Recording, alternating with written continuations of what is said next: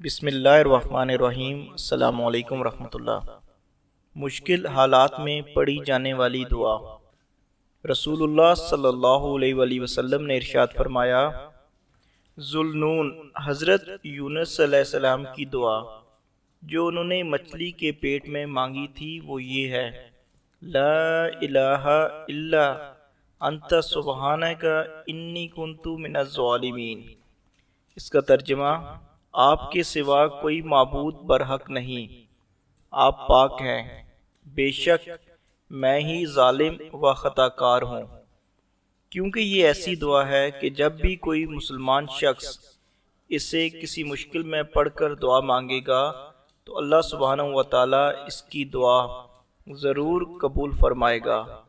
ترمذی شریف میں یہ حدیث موجود ہے۔ اللہ سبحانہ و تعالیٰ ہمیں اس دعا کا ذکر کرنے والا اور اس پہ عمل کرنے والا بنا دے۔ السلام علیکم ورحمۃ اللہ۔ Thank you so much for watching our video. Please do not forget to like, comment, share and subscribe to Reality of Islam. ROI کی سپیچز کو سبسکرائب کر کے بیل آئیکن پر ضرور کلک کریں۔ جزاک اللہ۔